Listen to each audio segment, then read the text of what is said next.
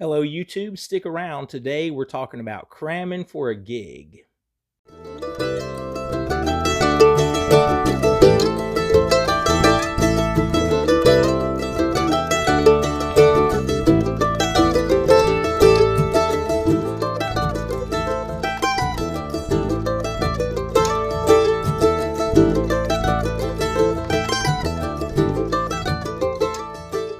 Okay everybody, if you follow the channel, you know it's been a while since my last video appeared here. We've had quite a bit going on around the Benson house with some new construction adding on to things around here. And then I actually got sick, just about lost my voice with some kind of weird head cold. It wasn't COVID, I had that right after Thanksgiving, but I'm out of the woods now and hoping to get back to some content for you guys. If you want to subscribe to the channel, I certainly encourage that. If you're into mandolin, we don't just do instructional stuff here. Just about any mandolin related thing you'll find. If you're interested in some Skype sessions, you can reach out to me. You'll find a good email in the description of every video that I put up. You can also hit me up in a tip jar there if you want to PayPal me a few bucks. That helps and keeps the channel going and is much appreciated. So on to today's subject of cramming for a gig. This is something a lot of people might feel these days as we get, we're 2 years past COVID since the start point, and things are turning the corner. They're beginning to be a little more normal. So if you hadn't been playing, even with a regional group that you've worked with, or it could be a family band, or just getting back in church and playing some of that material, you might find yourself needing a little touch up, if you wanted to think of it that way, on some things that you at one point had been comfortable playing. That's totally what today is for me. This is as real as it gets with Third Time Out. We're about to be doing a show. The next trip, I'm leaving in 2 or 3 days, and we're stopping in Arkansas first and then heading down to New Orleans and then to Florida. But anyway, we have a gospel show that we're doing. This is music that we have played. I can remember this because it's been twice in the last 2 years that we've played this set. The last gig that we did before the shutdown was a gospel show, and we did this material one other time in Oklahoma. I think it was last summer. So I'm going to put the list up here. The first thing you want to do when you're cramming for a gig is get a list to go by so that you can begin to mark it and figure out where you need to spend the bulk of your time. If I were to play through all of these songs along with the recordings that we made down through the years, we'd be looking at a lot of time that it would consume to do that, and I probably wouldn't learn as much as what I like to do. If you see the little marks on the far left, those are all mandolin intros. Some of them I'm a little more familiar with than others, and I won't take the time to play through them, but a lot of them I'm not. Like I say, literally, I've played these intros twice in the last couple of years, and I don't want to, especially with me being one of the veteran members of the band, I can't afford to show up for this gig and not know my part. And have these guys, that are putting so much into it, the rest of the band, really doing a great job to prepare for this material. So what I like to do is make marks for the things I want to work on, and also little reminders. If you look right there, we're at the eastern gate where I wrote "play out." As the band was rehearsing this material a couple of weeks ago, we decided on the arrangement to use the same thing that I play for the intro to add that to the end of the tune instead of just a straight tag the way that we had done it. It would certainly be like me to forget that. So I wrote that down as a reminder to myself. And this list is going to be on the stage with me when we play. Okay, another note, the next one you'll see down when my time comes to go is a barn burner. If you're familiar with the 3TO material, you would already know that. That goes all the way back to the first album that the band recorded in 1991. That cut was on, and it is a fast one. And then all the way at the bottom of the list, Heading for That City. The tempo on that one's way up too. So I'm going to focus on those two things just for tempo. And I'll tell you what, I receive a number of emails, people asking about if there's a particular order that they should watch videos in on the channel. And there isn't. It's not like a curriculum, but you can use the channel lots of times. I never really know when it's going to happen, but if I think of a video like I just did in this moment, and I'm going to recommend it, I have a video about playing fast tempos. If you just look through the content here on the channel, you'll find it. I remember the thumbnail has a picture of an old school metronome in the thumbnail that I made for that, and I totally go into, I don't remember the song that I used, but the approach would be the same. So if there's something there that you are interested in as far as tempo, check that video out, because I can guarantee you the things that I talk about in that video, I'm going to be doing with those two songs, just not as a part of today's thing that we're talking about, because of the fact that that content has been covered in another way. Okay, another note that I made here just over the tide where it says fiddle to 4.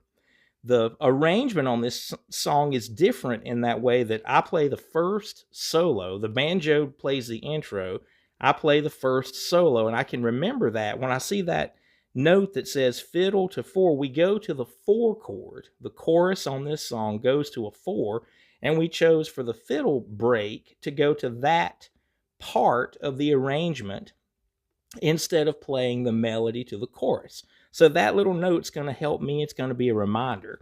As I go through this, I will probably think of other tunes that need little notes.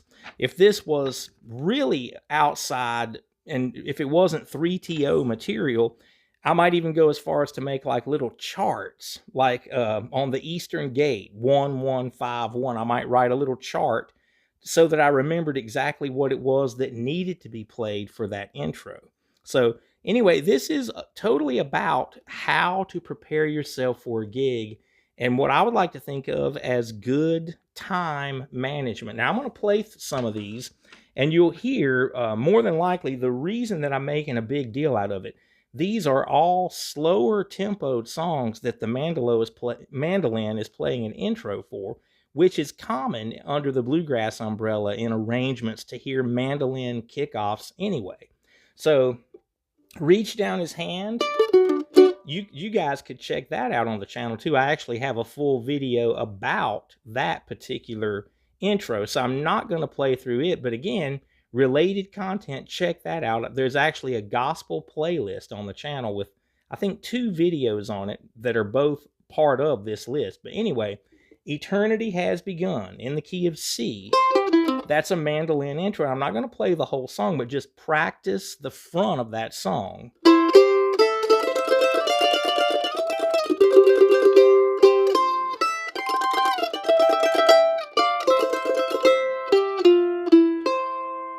At that point, the bass plays a walk-in, and then the first verse starts. So I'm going to play that again.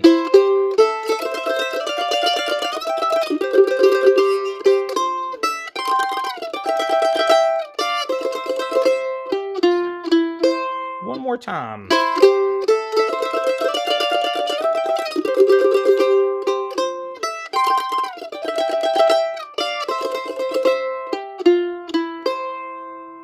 Okay, so I'm feeling pretty good about that one after just going through it a few times.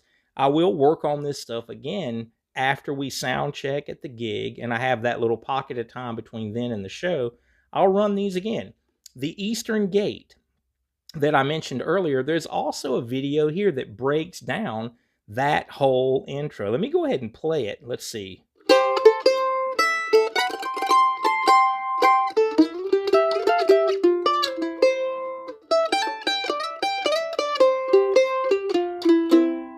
So there's the intro. Like I say, you could check that video out and get way more detail on it. But I'm just going through the front of these to make sure that I'm in the right ballpark. Okay, a key change, B flat. This is going to be, I know these all sound similar, but the songs that are in between each of these slow tunes, obviously we have faster tempos and some bouncy feeling things that are happening, and in some medium tempo bluegrass. But going to these intros that I play in B flat, can you imagine?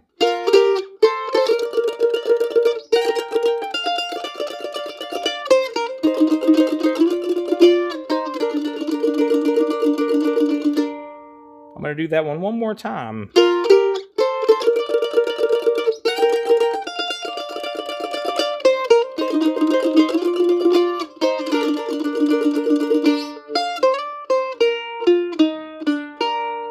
like there was a tag on that. I might actually listen to the CD to be sure, but I'm good there. I'm in the ballpark on that one. He said, if I be lifted up, in the key of G. This is from a live, we actually recorded this on one of the live records that we did from the Mountain Arts Center. And you will probably recognize this intro because it is kind of a standard.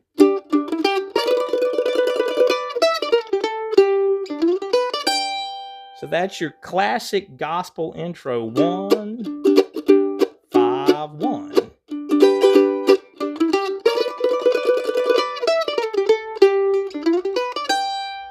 Okay, that's going to happen 3 times in the tune. This one is just guitar and mandolin. So that they're not all the same, I'll probably play the second one.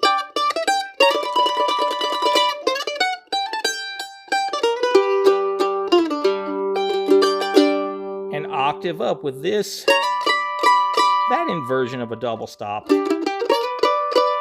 Here I have the D note, and the B note is lower. I shifted that, played the B note higher. We could use one of those blues licks. And then a tag. Really straight gospel. That would probably make a good video for the channel, just like a generic 1-5-1 intro that can work on so many of these tunes. Okay, continuing down the list, Stroll Over Heaven. This is one that we recorded way back in the 90s. One of the things that always comes to mind on this, the front of it, let's see. No, that's Medals for Mother.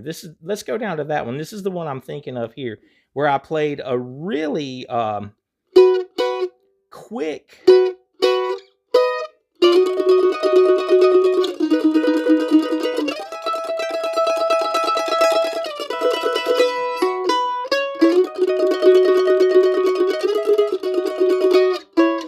it's like a back half of the solo, but I left a lot of space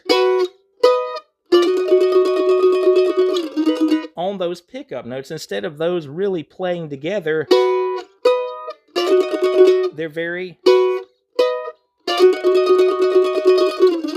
a lot of space on those. It's important for me to remember that, because if I don't, I'm throwing a curveball to the rest of the band. That's what they're waiting to hear. And when I play this double stop, that's where the rest of the band would start. So little things like that I'm kind of making mental notes of. I'm not going to write that down on the set, but I am going to try to file those things away. So now I would go back to the beginning of the list, Eternity Has Begun.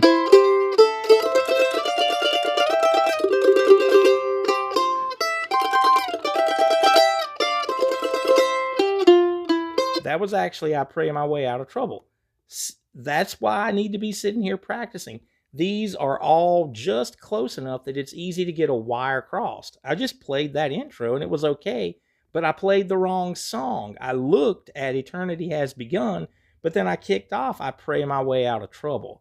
That's exactly what this is about, to be able to gather your thoughts. So again, we might only do this show twice this year, maybe 3 times, but I want it to be as good as it can, and I don't want to stand there and intro the wrong tune. And believe me, it happens. Just this past week, my wife and I went to see a big deal artist up. I'm not going to call anyone's name, but it wasn't a bluegrass band, but someone that's been around for a long time and is known for having world-class musicians in his band. And there was somebody kicked off the wrong song. It was a waltz. And as he counted, and then 2 different people started playing at the same time. One of them was wrong, and that was actually revealed in a very funny kind of way. They made it work, and it was very entertaining to the crowd, but you don't want to have that happen. So cramming for a gig, this is kind of like just to show you guys how I do it. And as you can see, I need plenty of more time, to sit here and work on this so that I'm ready for the gig. So maybe you could take this same approach. Get yourself a list, make some notes of things that you feel like could go wrong, practice your intros, get the arrangement ideas or arrangements themselves that you might be a little shaky on, revisit those, and cram for your gig. Good luck.